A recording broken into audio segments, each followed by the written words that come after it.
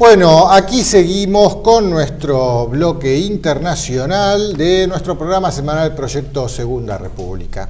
Adrián, ¿qué tema tenemos para tocar hoy dentro de lo que llamamos bloque internacional? Bueno, la semana pasada tocamos el tema de las banderas falsas, que tuvo muchos buenos comentarios, y hoy vamos a tocar un tema que, lo sabemos, es políticamente muy incorrecto, pero es un tema muy importante y creemos que no puede haber autocensura, hay que tocar todos los temas que tengan importancia. Y vamos a hacer un enfoque distinto de ese libro que ha sido traducido a tantos idiomas y que desde hace más de un siglo se viene leyendo en tantas partes del mundo, que se llama Los Protocolos de los Sabios de Sion. Fíjense, y acá le vamos a dar un enfoque distinto orientado hacia el interés nacional argentino, Enrique, que nosotros, salvo en este programa, jamás nos referimos ni mencionamos los protocolos de los sabios de Sion. Por una sencilla razón, y ahora lo vamos a ver, porque no hay pruebas de que sean genuinos, pero creemos que de todos modos hay que abordarlo. Es verdad, pero bueno, ¿qué son, Adrián, los protocolos? Mira, en realidad son las actas supuestamente filtradas de una reunión secreta de yo los voy a describir con mis palabras, los máximos poderosos del mundo, lo que hoy nosotros en la Segunda República llamamos los dueños del poder global. Pero esto ocurrió por allá por fines del siglo XIX. Describen en 24 actas o protocolos, como se los denominó después, los ejes de un plan de dominio planetario por una muy pequeña, pero muy poderosa élite, por un grupo muy pequeño que ha amasado poder prácticamente ilegítimo, porque no les corresponde, no es democrático, y que sí discriminan con el uso de ese poder contra el resto de todos del mundo. Por supuesto lo hacen de una manera inteligente, lo hacen de una forma coordinada, con lo cual muchos van a decir, es una conspiración. Lo hacen con una estrategia a largo, diría muy largo plazo, siglos, muchas generaciones, y con un objetivo último, que es instaurar un gobierno mundial, que nosotros también venimos hablando del peligro de que vemos los indicios a diario, de que nos están arrastrando a un gobierno mundial real. Hoy estamos en un gobierno mundial de hecho que ellos mismos llaman globalización. Bueno, lo que se viene es un gobierno mundial de derecho, pero esto ya venía planificado a fines del siglo XIX y que tiene tácticas a corto plazo, estrategias a largo plazo, las tácticas, las acciones concretas a corto plazo, y que tiene incluso instancias de autocontrol, cómo van ajustando la puntería, cómo van dirimiendo cosas internas, desacuerdos internos, y por supuesto cómo van tomando las decisiones y los ajustes que corresponden. Vos fíjate, su autenticidad es totalmente inverificable. Es más, podemos tildarlo de panfleto, de libelo, de lo que sea. Pero lo que sí está claro, que es la conclusión que cualquier lector llega al final luego de leerlo, es que es lo que está pasando hoy. Claro, y extrañamente, y ahora vamos a ver de dónde viene, porque no hay prueba alguna de la legitimidad, de la genuinidad de este documento. Incluso si uno los mira, lo lee atentamente y desapasionadamente, ve que en realidad son dos libros. Por un lado es una descripción estratégica a largo plazo, con tácticas a corto plazo, de cómo ir haciéndose de todas las riendas de poder del mundo, por parte de una élite pequeña, eminentemente privada, para lograr un gobierno mundial. Pero después está la segunda parte del libro, que está, no es que sean dos partes sucesivas, sino que está todo medio entremezclado. Cuando logren su poder mundial, cuando logren su gobierno mundial instaurado, proponen de una forma muy inteligente cómo manejar la política, cómo manejar la moneda soberana, cómo manejar la obra pública, cómo manejar el trabajo, con lo cual es muy interesante. Ellos saben cómo se hacen las cosas, lo saben desde hace siglos, o por lo menos desde fines del siglo XIX, pero dicen, eso lo dejamos para cuando nosotros podamos imponer el gobierno mundial. Mientras tanto, vamos a tratar de desarticular todo para que nos vengan a pedir prácticamente a gritos, por favor, háganse cargo, hagan su gobierno mundial. Pero bueno, la pregunta del millón acá es ¿quiénes lo redactaron? Y hay varias opciones. La primera que salta a la vista es los Illuminati de Baviera, esta sociedad secreta fundada por Adam Weishaupt allá en 1776. Su símbolo todos lo conocen, lo pueden ver en el billete de $1, es esa pirámide extraña con un ojo que todo lo ve. Y a mi opinión personal, por cómo están redactados, encajaría perfectamente dentro de lo que es el acta de una reunión de una logia. Vos sabés, Adrián, que cuando estas sociedades secretas tienen sus reuniones, siempre hay un venerable maestro que desde el estrado habla, y a su lado hay un secretario que toma nota a mano de todo lo que va diciendo.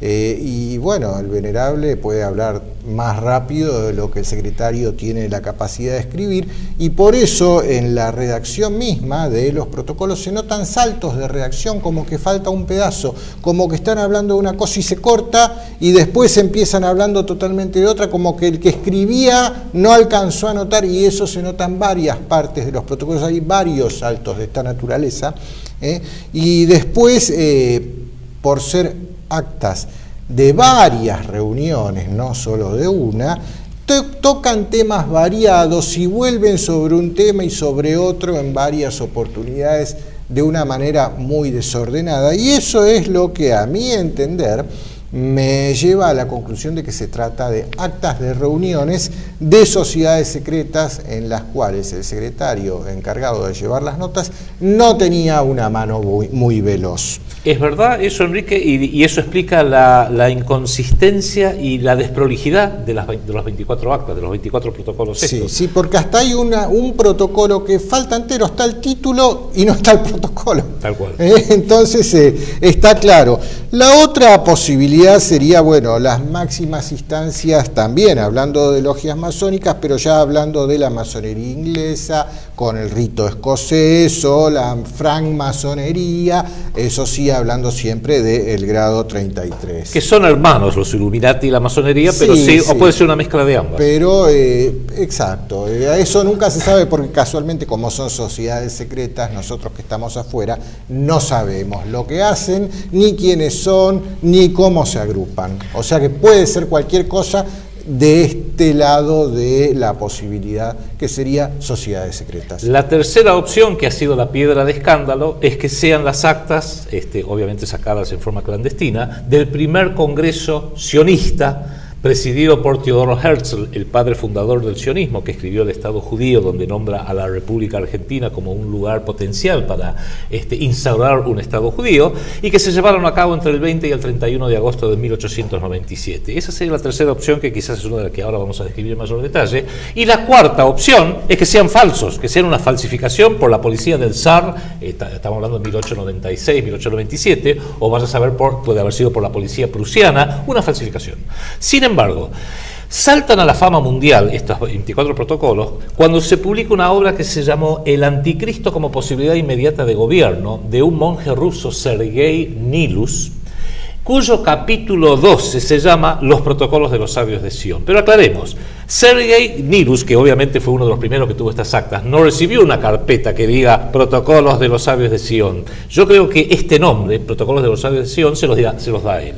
Y ahí está la piedra de escándalo, porque estaba aludiendo directamente a un poder judío, un poder sionista. Y acá creo que es importante hacer, Enrique, una clara aclaración respecto de que hay 4 categorías que tenemos que tener bien en claro cuando hablamos de estos temas tan ríspidos, que hay que diferenciarlos. Por un lado está el pueblo judío, una comunidad muy pequeña. Aún hoy las cifras oficiales de la comunidad judía a nivel mundial habla de 16 millones en todo el mundo, con lo cual serían el 0,2% de la población del planeta, de 7.000 millones. O sea que el 99,8% de la población del planeta no es miembro de la comunidad judía.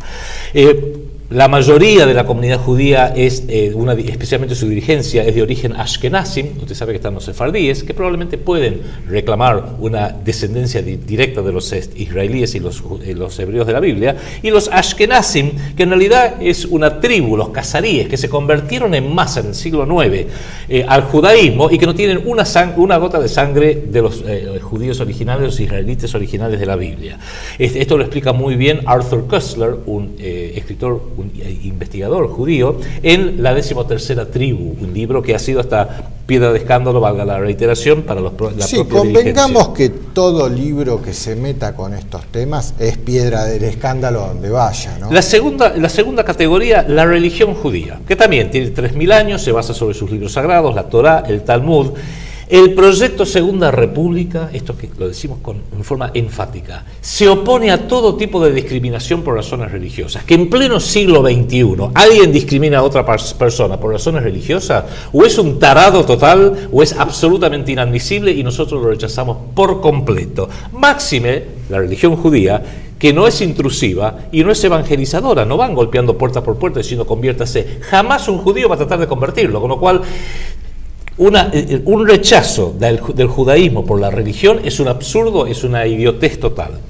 Tercera categoría, y acá entramos en un tema ya mucho más ríspido quizás, el sionismo, que tendrá más o menos 400 años de historia, pero que sí se consolida a fines del siglo XIX, con objetivos políticos, geopolíticos, raciales, íntimamente ligados a las familias Rothschild, a la familia Warburg, a la familia Lazard, a distintas familias, y que incluso tiene el sionismo hoy, casi diría la mayoría de sus acólitos, no son judíos, promueven los intereses del sionismo a nivel mundial, pero encontramos a fanáticos sionistas, a la familia Bush, a la familia Clinton, a Churchill en la historia, al actual presidente Obama, al vicepresidente Joe Biden de Estados Unidos, que aunque es nominalmente católico, dijo, no hay que ser judío para ser sionista, yo soy sionista, y es verdad, se adscriben a una doctrina política, ideológica, fundamentalista, racial, que es lo que proponía originalmente Teodoro Herzl. Eso hay que tenerlo muy, muy en claro. Y la cuarta categoría es el Estado de Israel, un Estado fundado en 1948, como resultado de acciones de grupos terroristas sionistas muy bien financiados por Occidente, que coparon y le robaron las tierras a los palestinos, hoy encerrándolos con un muro de 800 kilómetros de largo y de 20 metros de altura, en distintos reductos. El más conocido es el de la Franja de Gaza, que se ha transformado en un auténtico campo de concentración al aire libre, un Auschwitz en Medio Oriente. Entonces distingamos esas cuatro categorías: el pueblo judío, la religión judía, el sionismo y el Estado de Israel. Si nosotros criticamos, y lo hacemos muy vehemente, a alguna de estas categorías, es a la del sionismo como una propuesta racial, fundamentalista, geopolítica e ideológica, y desde luego el Estado de Israel, que como cualquier Estado puede cometer cosas buenas o puede cometer atropellos y genocidios en masa.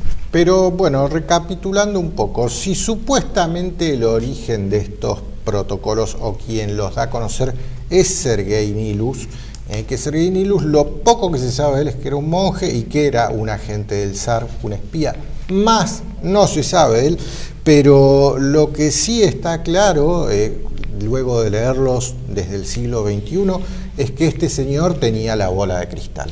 Innegablemente, si era una falsificación, o si Sergei Nilus se le ocurrió, lo inventó, o fue una novela, o anda a saber tenía una bola de cristal pero gigantesca. Sí, tenía la capacidad de ver el futuro, porque esto estamos hablando de fines del siglo XIX, principios del siglo XX. La primera edición sale en 1907, ¿no es así? 1902, Henry Ford traduce el original ruso de Sergei Nilus y lo publica en un diario que él manejaba, que se llamaba The Dearborn Independent, Dearborn siendo la ciudad en Michigan, que es la sede hasta el día de hoy de la empresa Ford Motor, la de los autos Ford, y luego publica un libro, otra piedra de escándalo, que se llama El Judío Internacional, para demostrar la veracidad de lo que él había dicho ahí.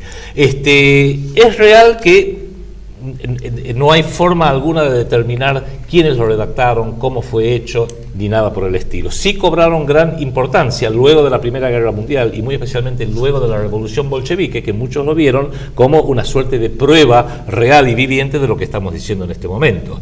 Fíjense que lo que decías vos recién, Enrique, se sabe que hay una copia, un ejemplar radicado el 10 de agosto de 1906 en la biblioteca del Museo Británico de Londres, bajo la referencia, etcétera, acá tenemos todos los datos, pero eso también, muchos dicen, no, pero eso no es prueba de nada, y tienen razón, porque grandes partes de estos 24 protocolos también se remontan a un libro de 1864 escrito por un masón francés, Maurice Joly, que se llamaba, era una especie de sátira política, Diálogo en los infiernos entre Maquiavelo y Montesquieu. Y también hay partes que son muy reminiscentes de una novela publicada en 1868 de Hermann Goethe, alemán, que se llamaba Biarritz, especialmente un capítulo que se titula El cementerio judío de Praga y el consejo de representantes de las 12 tribus de Israel, donde supuestamente se encontraban para confabular el control del mundo. Pero insisto, esto es una novela. Entonces eso nos lleva a la pregunta clave. ¿Son reales? Y la respuesta es obvia, imposible determinado. Es más, cuando se hicieron muy populares a principios del siglo XX, se llegó a hacer un juicio en Basilea, en Suiza, y la conclusión del tribunal es, no se puede determinar si son genuinos o si no son genuinos. O sea, por eso que nosotros evitamos, en realidad, nunca nos mencionamos en absoluto. Pero lo que dijo recién Enrique es lo real. Serán políticamente incorrectos. Tendrán una prensa terriblemente contraria desde hace 80, 90 años. Pero hay una cosa que quizás es la prueba ácida, se están cumpliendo. Y cuando nosotros hacemos este programa, el objetivo nuestro es cómo se están cumpliendo a nivel mundial, y no estoy hablando de alguna cosa de hace 30 años, hoy se están cumpliendo a nivel mundial y se están cumpliendo muy especialmente en la República Argentina, con lo cual no lo pongamos en cabeza de nadie en particular, pero sepamos que esto es la prueba en los hechos de que hay una estructura muy pequeña que controla el mundo y que tiene determinada planificación y que la está llevando a cabo, la está imponiendo y la está logrando. Y eso debiera preocuparnos. Después veremos, yo no creo que sea ningún grupo en particular. Yo mismo lo he definido para quienes les interese en mi libro El cerebro del mundo, donde describo un conjunto de think tanks, hemos hecho un especial de doctrina al respecto, un conjunto de think tanks de bancos de cerebro que van planificando, van ajustando y van promoviendo todo aquello que los va a llevar a su objetivo declarado de imponer un gobierno mundial de derecho. Después veremos quiénes son, es más, en el libro lo describimos, no es un secreto oculto, la información está. Banqueros, gente de los medios, gente del dinero, gente de la industria, gente que está en el gobierno, académicos, periodistas, hay todo un conjunto de personas, no es privativo de un solo grupo, pero sí están todos alineados a este objetivo en común.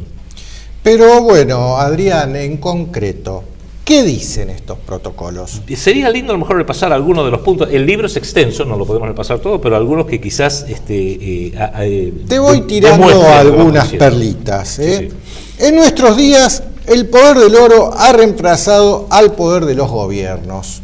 Eso creo que lo vamos viendo, el poder del oro acá. Ubiquémonos a medida que vamos leyendo estos pequeños tramos, que estamos hablando de algo redactado en 1896 supuestamente y traducido un montón de idiomas, y esto es una traducción en castellano que habría que ver inclusive si está correcta o no. Muchos pícaros le han agregado nosotros los judíos, por ejemplo. Pero eso es un agregado, porque en definitiva las actas hablan de nosotros como una estructura de poder, nosotros como una suerte de logia, incluso algunos hablan nosotros los masones. Los pueblos están idiotizados por el alcohol y los licores, su juventud embrutecida y el libertinaje precoz al que la han empujado nuestros agentes, maestros, criados, gobernantes en las casas ricas, otros agentes nuestras mujeres en los centros de diversión. A estas últimas hay que sumar las que se llaman mujeres de mundo, imitadoras voluntarias del libertinaje de aquellas y de su lujo. Nuestra palabra de orden es la fuerza y la hipocresía. Yo creo que ahí está una clave muy importante, y esta frase sí, a veces la utilizamos nosotros. Fuerza e hipocresía, o sea, te mato a golpes y después tengo la hipocresía de decir, lo hice para beneficiarte. Invado tu país, mato 2 millones de personas para sacarte un monstruo que se llama Saddam Hussein, que tiene armas de destrucción masiva, y después digo, uy, no me di cuenta, no estaban, nunca las encontré. Te presto gigantescas cifras de dinero porque te impuse gobernantes que se endeudan, y después, uy, no puedes pagar, bueno, te hago un nuevo megacanje del megacanje del megacanje. Fuerza e hipocresía. Solo la fuerza puede triunfar en política. La violencia ha de ser un principio, la hipocresía y la astucia una regla. Es necesario que las guerras, a ser posible, no confieran ninguna ventaja territorial a los beligerantes. La guerra queda así transportada al terreno económico, con lo que las naciones verán la fuerza de nuestra supremacía. Eso lo venimos diciendo una y otra vez en este programa. Argentina no está invadida territorialmente. No hay un ejército norteamericano, por ejemplo, o un ejército brasileño o chileno para que actúen en nombre de los poderosos que nos hayan invadido. No es necesario. El control económico financiero es tan total que con eso les basta. Es más, hay una parte justo antes de esa, Enrique, que dice, no debemos detenernos como espantados delante de la corrupción, del engaño, de la traición, siempre que estos sean para ayudarnos a llegar a nuestros fines. Los gobernantes elegidos entre el pueblo por nosotros mismos en razón de sus aptitudes serviles serán individuos no preparados para el gobierno del país. Así, por este camino, vendrán a ser los peones de nuestro juego de ajedrez fácilmente manejables por las manos de nuestros sabios y geniales consejeros, de nuestros especialistas educados y formados desde su tierna edad en el manejo de los negocios de todo el mundo. Aquí, Enrique, la tentación sería decir Menem, Cristina, Néstor, De la Rúa, Bush, Clinton, Cameron, Berlusconi, son todos los gobernantes del mundo, lamentablemente sí. Prensa. Por la prensa hemos conquistado toda la influencia, quedando nosotros ocultos en la sombra, y gracias a ella hemos podido amasar el oro con nuestras manos como precio de los torrentes de lágrimas y de sangre, en medio de los cuales hemos podido arrebatarlo. Hoy puedo anunciarlo que nos encontramos ya cerca del fin. Nos queda por recorrer un poco de camino y el círculo de la serpiente simbólica, representación de nuestro pueblo, quedará cerrado. Cuando esto se verifique, los estados de Europa quedarán aprisionados como un fuerte anillo. Ya cuando hablan de simbología como el símbolo de la serpiente, es netamente masónico. Hagamos una aclaración. Esto para mí es la admisión de un plan de gobierno mundial ya a fines del siglo XIX. En la mayoría de los libros o ediciones de los protocolos aparece una serpiente que empieza en Jerusalén y termina en Jerusalén, con lo cual uno diría, claro, le están tirando otra vez a los judíos. Cuidado. Es parte del plan de gobierno mundial que nosotros venimos denunciando desde acá, tener distintas sedes: Nueva York para las finanzas, Washington D.C. para la sede militar, Londres para la política. El auténtico cerebro de esto está en Londres, Roma como una suerte de sede del ecumenismo, la religión light que necesita este sistema, y como máxima instancia coronar al rey del mundo en Jerusalén, con la reconstrucción del templo de Salomón. Y ese rey del mundo no es que va a ser un miembro de la comunidad sionista o la comunidad judía. Nosotros creemos que va a ser el futuro rey de Inglaterra, Guillermo, el nieto de la actual reina, que está siendo preparado para esa función. Con lo cual, acá no hay respuestas simplistas. Eso no es. Acá hay una estructura sumamente compleja, y esta serpiente en alguna medida que recorre, pasa por Moscú, pasa por San Petersburgo, pasa por Alemania, por la propia Inglaterra y vuelve a Jerusalén, es una forma bíblica, profética de decir: cuando podamos instaurar nuestro gobierno mundial con nuestro rey mundial en Jerusalén, ahí habrá llegado el gobierno mundial en forma definitiva, y lo venimos describiendo acá. Tiene instancias, tiene etapas, y es lo que está ocurriendo. Hay una noticia que te la voy a traer para el próximo programa, que habla del príncipe Harry, que hizo unas declaraciones ahora que volvió de la guerra en Medio Oriente, vamos a hablar diciendo: matar musulmanes es tan divertido como jugar a la PlayStation. Ese es el hermano del futuro rey de Inglaterra, que es el futuro rey del mundo. Bien. Charlatanes inagotables han transformado las sesiones de los parlamentos y las asambleas gubernativas en torneos oratorios. Periodistas audaces, panfletistas sin pizca de vergüenza, atacan todos los días a los gobernantes. Los abusos del poder perpetrarán finalmente el derrumbamiento de todas las instituciones, y todo caerá destruido a los golpes de las turbas enloquecidas. Los pueblos están encadenados a un rudo trabajo, más fuertemente de lo que podrían encadenarlos la servidumbre y la esclavitud. ¿Les suena familiar eso? Charlatanes inagotables han transformado las sesiones de los parlamentos y las asambleas en torneos oratorios. El Congreso argentino, yo le puedo decir, el Congreso norteamericano lo mismo, o el Parlamento británico. ¿Qué puede significar para el proletario, para el obrero que vive encorvado sobre su rudo trabajo, agobiado por la miseria, el derecho que se concede al charlatán incansable, al periodista que escribe toda clase de necedades, aún de asuntos serios que no conoce?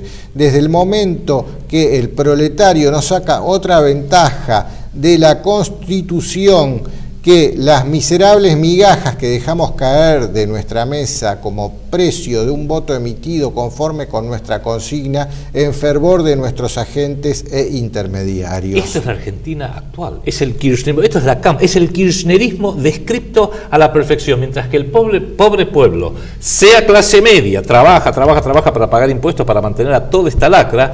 Después hay un 50%, vamos a hablar de las cifras reales, no las del INDEC, un 50% que se pone de hambre, que no tiene salud, que no tiene nada, que depende de una changa, que depende de un trabajo donde aún gente que trabaja para el Estado está en negro y está en planta transitoria. ¿Por qué? Porque en definitiva el trabajador, nadie le interesa al trabajador, nadie hace nada por el trabajador, los usan. ¿Para qué? Para que cada 4 años vayan como ovejitas a colocar su voto en el misterio de la urna. ¿Para qué? Para seguir perpetuando a los usurpadores de la Casa Rosada y a los usurpadores del Congreso y de las gobernaciones y de las municipalidades. Los derechos republicanos para el pobre diablo no son sino una amarga ironía. Hablando del trabajador, ¿no? La necesidad de un trabajo diario no le permite gozar, pero en cambio esos derechos le privan de la garantía de una ganancia constante y segura, y lo que entregan atado de pies y manos a las huelgas, a los patrones o a los compañeros. El hambre dará al capital más derechos sobre el obrero que los que jamás otorgaron a la aristocracia, la ley y el poder de los monarcas. Por eso es que la pobreza, quizás no el hambre como hubo hambrunas en otros países, Ucrania por ejemplo, el hambre en este caso es la pobreza que no le permite al pobre trabajador, al pobre indigente, entender quién es su verdadero enemigo. Mediante la miseria, el odio y la envidia que ella produce, manejaremos y utilizaremos sus manos para aplastar a los que se oponen a nuestros designios. Esto están describiendo la cámpora acá, evidentemente. Todas las ruedas del mecanismo de los gobiernos dependen de un motor que está en nuestras manos. Ese motor es el oro. El problema del capital de nuestro gobierno está en debilitar el espíritu público por la crítica, en hacerle perder la costumbre de pensar, pues la reflexión da origen muchas veces a la oposición, en distraer las actividades de los espíritus con banales escaramuzas y torneos de oratoria. Para adueñarse de la opinión pública es necesario tenerla siempre suspensa y vacilante, expresando por todos lados y por largo tiempo tantas opiniones contradictorias que se saquen sus propias conclusiones por perderse en ese laberinto de ideas y por persuadirse que es mejor para ellos no tener opinión alguna en política. Por eso o sea, yo de política no hablo. No hablemos de política en esta mesa.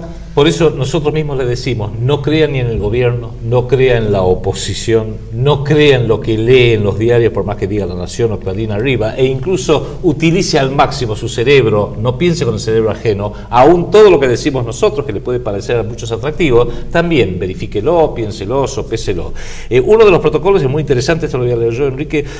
Muy pronto, estamos hablando de 1896, muy pronto constituiremos enormes monopolios, verdaderos almacenes de riquezas colosales a los que los capitales de los pueblos, aún los más grandes, defenderán de tal manera que al final serán absorbidos los pequeños negocios, así como el crédito de los estados en vísperas de una catástrofe política. Están describiendo las multinacionales.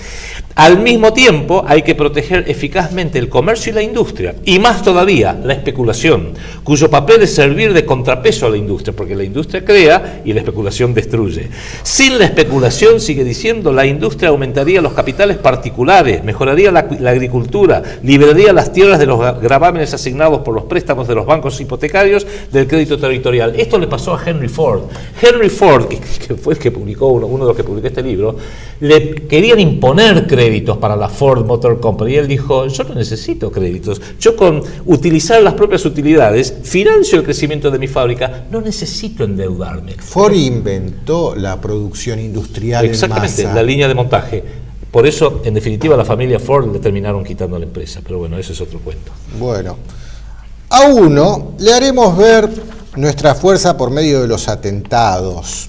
Esto es, del terror a todos, Si es que todos se rebelen contra nosotros, contestaremos con los cañones americanos, los chinos o los japoneses. Prestemos mucha atención. Recuerde la Primera y la Segunda Guerra Mundial, donde es una estructura de poder tan grande que puede oponer Alemania contra Inglaterra, Inglaterra contra Francia, Rusia contra Estados Unidos. Pueden manejar para que divida e imperar, que es la vieja geopolítica británica. Pero están hablando del terrorismo. Haremos ver nuestra fuerza a través de los atentados y del terror. Pensemos un poquito, ¿eh? Otro muy importante, escuche este: haremos subir los salarios, pero de tal manera que esta alza no reporte ningún provecho a los obreros y a los trabajadores, porque al mismo tiempo habremos provocado el encarecimiento de todos los artículos de primera necesidad, inflación, controlar y mantener empobrecidos a los pueblos a través de la inflación. Los gobernantes firmarán los papeles sin leerlos. ¿Sirven por interés personal o por ambición? Rodearemos asimismo nuestro gobierno de todo un mundo de economistas. He aquí por qué las ciencias económicas son las más útiles y que importa tanto que se las enseñe a nuestros agentes. Estaremos rodeados de una pléyada de banqueros, industriales, capitalistas y más que todo eso de millonarios, supuesto que, en último término, los guarismos son los que deciden todo. Fíjense quiénes son los que opinan sobre que hay que pagar la deuda externa: Daniel Marx, Sturzenegger, Cavallo, Melconian, Redrado, Pratgay, Lavagna, Lauía. Sus agentes a los que los mandaron a la Facultad de Economía, que ellos la crearon. Y lógico, porque la Facultad de Economía, ellos diseñaron el programa de estudios. Sí, señor. Bien.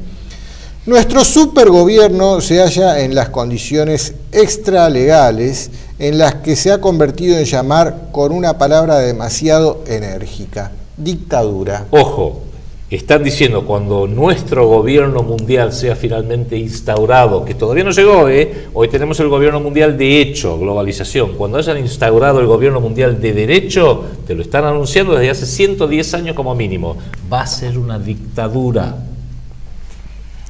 Tenemos en nuestras manos ambiciones desmedidas, avideces ardientes, venganzas despiadadas, odios rencorosos. De nosotros proviene ese terror que todo lo ha invadido. Bajo nuestras órdenes militan hombres de todas las opiniones, de todas las creencias, restauradores de la monarquía, demagogos, socialistas, comunistas y de todo género de utopías. A todo el mundo hemos enganchado en nuestra empresa y cada uno de ellos va minando las ruinas de poder y se afana por acabar de derribar lo que aún queda en pie. Yo quisiera repetir apenas unas partes, porque en el quinto pilar del proyecto Segunda República, que habla de los valores, le damos una enorme importancia a restaurar los valores que hemos ido perdiendo, que se han ido erosionando. Tenemos en nuestras manos, dice este protocolo, ambiciones desmedidas, avideces ardientes, venganzas despiadadas, odios rencorosos. Un sistema planetario que se base sobre esto está condenado a destruir a la humanidad. Hemos desarreglado la jurisdicción, las elecciones, la prensa, la libertad individual y más que nada la educación y la instrucción, que son piedras angulares en las que la existencia libre debe descansar. Hemos corrompido, embrutecido y prostituido a la juventud por una educación cimentada en los principios y teorías que sabemos que son falsos y que no obstante han sido inspirados por nosotros. Además de esto, las leyes existentes, sin mudarlas en su esencia, las hemos desfigurado con interpretaciones contradictorias, obteniendo resultados admirables. Acá hay una para los Kirchner. Fraguaremos la elección de presidentes que tengan en su pasado alguna mancha infamante oculta. Néstor, los fondos de Santa Cruz, ahí empezó toda la joda, Ni hablar ahora de las bóvedas, los bolsos, los Lázaro Báez y toda esa gente. El temor a las revelaciones y al escándalo por parte de estos gobernantes y el deseo de todo hombre que llega al poder de conservar sus privilegios y los honores que consigo lleva el puesto, los convertirán en fieles ejecutores de nuestras órdenes. O sea, Cristina, hacé lo que nosotros te decimos, porque si no, publicamos todos tus chanchullos y no te damos fueros de inmunidad, como le dimos a Carlos Saúl Menem, para que como senador vitalicio pueda seguir disfrutando de todo su dinero robado. Pues fíjate, ahora te voy a leer el protocolo de 12 este protocolo 12 habla específicamente de la prensa, y a mí siempre me llamó la atención que acá existe un diario que se llama Página 12 y que uno cuenta las páginas y no son 12 páginas, porque se entendería si fueran 12 páginas, pero no, son muchas más. Pero ahora al leer el protocolo 12 se entiende a qué tipo de ideología puede llegar a obedecer un diario así. Un mensaje simbólico masónico, ¿no? Con la prensa obraremos de la manera siguiente. ¿Qué papel desempeña la prensa en la actualidad? Ella sirve para encender las pasiones o mantener el egoísmo de los partidos. La prensa es banal, injusta, aduladora y los hombres en su gran mayoría no comprenden bien para qué sirve. Todos los periódicos editados por nosotros serán aparentemente de tendencias y opiniones de las más opuestas, lo que despertará la confianza en ellos y les atraerá a nuestros adversarios sin recelos. Caerán en el plazo y resultarán inofensivos. Un órgano, cuando menos, será la antípoda de nuestras ideas. Nuestros contrarios tomarán en ese pseudo opositor un aliado suyo y nos describirá su juego.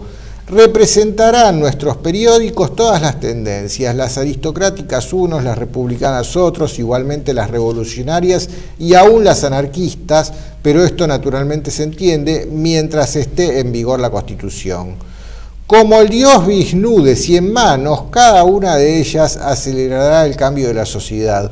Esas manos guiarán a la opinión en el sentido que convenga a nuestros intereses, porque un hombre que vive en un medio demasiado agitado pierde la facultad de razonar y se abandona fácilmente a la sugestión.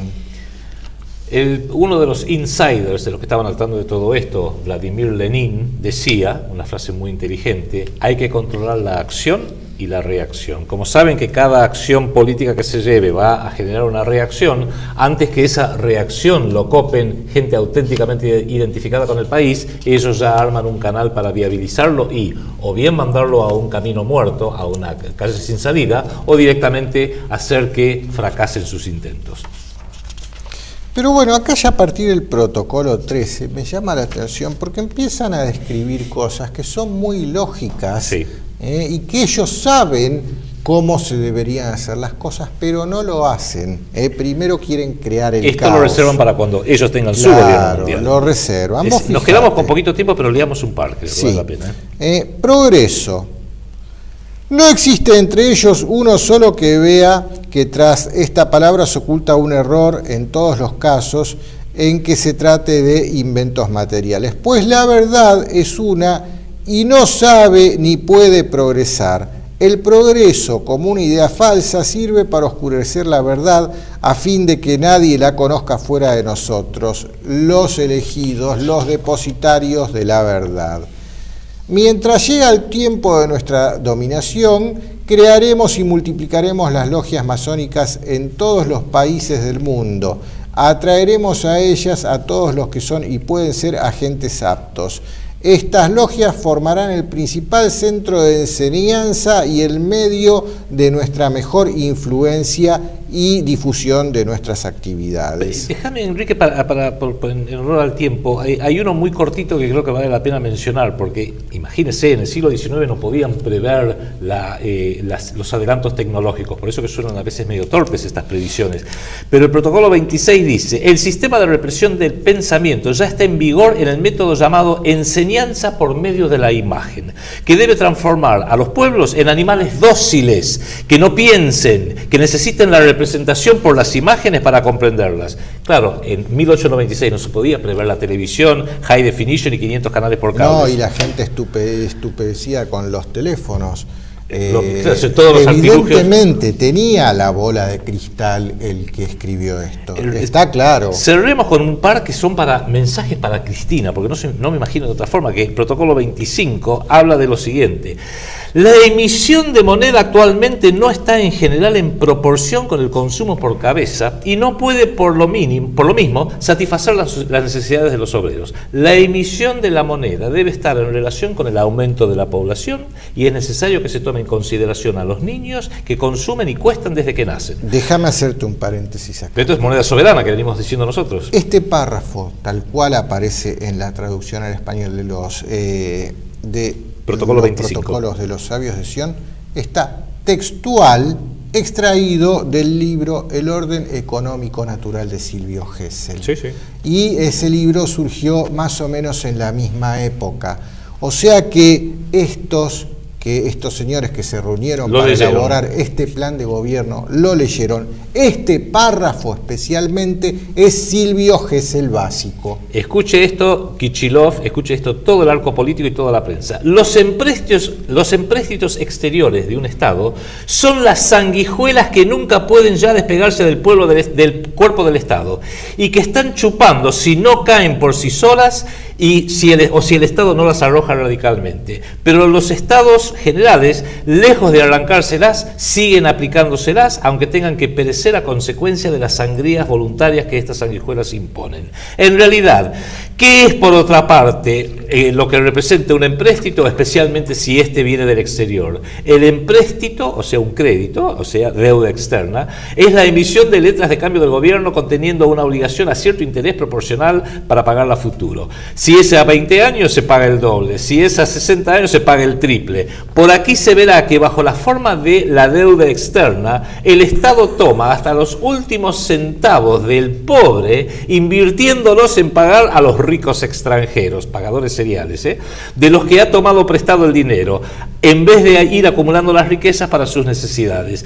Pero una vez que nosotros nos hemos ganado a las personas que nos sean necesarias para hacer que estos empréstitos se pasen al exterior, todas las riquezas de los estados pasarán a nuestras arcas y a nuestras capas. O sea, les está diciendo en definitiva que la deuda pública son sanguijuelas, que lo peor que puede hacer un Estado es justamente no aplicar las pautas que ellos mismos dicen de emisión de moneda soberana y hacer en su lugar empréstitos. O sea, saben que es lo correcto, sabían muy bien que era lo que había que hacer, pero le han dicho a todos los gobernantes, para eso han financiado sus campañas, ustedes tienen que hacer lo que les decimos nosotros. Cerremos, Enrique, porque ya ahora sí se nos termina el tiempo. Déjame leerte el último, perdón. Porque esto queda colgando de lo que vos decías. Miren esto. Para el pago de los intereses es necesario recurrir a nuevos empréstitos que no absorben sino que aumentan la deuda principal. Una vez agotado el crédito, se necesita recurrir a nuevos impuestos y estos sirven no para cubrir el empréstito, es decir, la deuda contraída, sino solo para pagar los intereses del mismo, resultando que por estos impuestos son un pasivo empleado en cubrir el pasivo anterior. Tenemos en nuestras manos la más grande fuerza moderna, el oro. Podemos en 2 días retirar nuestros depósitos de la proporción y cantidad que sea de nuestro agrado. Acá ya están hablando de que la crisis la van a generar retirando el dinero de circulación. Y eso ya lo han ensayado acá en la Argentina en el año 2001. Es lo que va a venir próximamente a nivel mundial.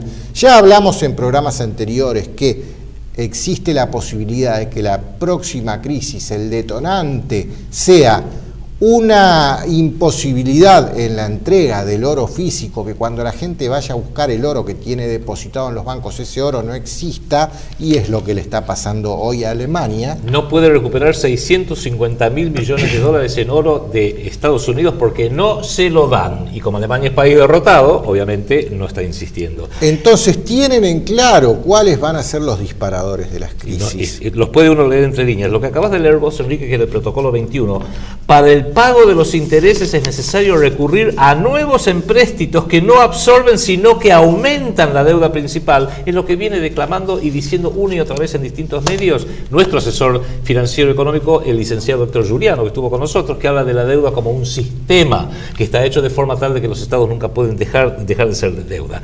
Concluyendo, describen el mundo actual. No importa quién los haya hecho, pero evidentemente tenía una bola de cristal enorme o era parte de un plan a largo plazo que ya sabían cuáles eran las distintas etapas de ese plan. Muy especialmente describen la Argentina de los últimos 30, 40 años. ¿Quiénes lo redactaron? ¿Qué importa? Lo importante es que se están cumpliendo, ese es el tema, y sabiendo de que quienes hicieron esto en 1896 o en 1902 estaban muy en la pomada, leyéndolos podemos empezar a entrever qué es lo que nos depara el destino. El proyecto Segunda República, nuestra visión es que todo esto viene articulado por estos centros de poder mundial, estos think tanks de los cuales venimos hablando una y otra vez con el Consejo de Relaciones Exteriores, la Comisión Trilateral y el Grupo Bilderberg a la cabeza. La importancia que tiene entender esto es que quieren un gobierno mundial, por eso tienen que destruir los estados soberanos. Pilar número 1 del proyecto Segunda República. Quieren quedarse con el valor económico del planeta, por eso han destruido la moneda soberana. Pilar del proyecto Segunda República número 2. Quieren controlar a los países a través de la deuda pública, por ende tienen que imponer deuda pública a través de agentes locales, se llaman Menem, Cristina, Néstor Kichilov, Lavagna, para que los países estén siempre endeudados. Tercer pilar del proyecto Segunda República. Quieren controlar los países a través de la vía democrática, que por supuesto para hacer política democrática hay que tener cientos de millones de dólares, o sea, hacer un sistema republicano subordinado y esclavizado al dinero. Pilar número 4, hay que romper con esa esclavización. Y quinto, quieren destruir la salud psíquica, espiritual y anímica de los pueblos, especialmente los jóvenes, destruyendo nuestros valores. Quinto pilar del proyecto Segunda República, restaurar los valores. Protocolos de los sabios de Sion, un extraño documento que sirve de guía para lo que hay que hacer y para lo que no hay que hacer, y que sirve de guía para saber lo que nos están haciendo delante de nuestras propias narices. Si fueron los masones, si fueron los Illuminati, si fueron fraguados por la policía del zar, si lo hicieron los sionistas, si lo hicieron los hinchas de Boca, no importa. Lo importante es que se están cumpliendo y tenemos que empezar a abrir los ojos al respecto. Pero no tomen nuestra palabra. Consígase un ejemplar, léalo y saque sus propias conclusiones. Bueno, esto ha sido todo nuestro bloque internacional. Si usted se queda ahí, a continuación va a poder ver nuestro bloque de doctrina. Hasta luego.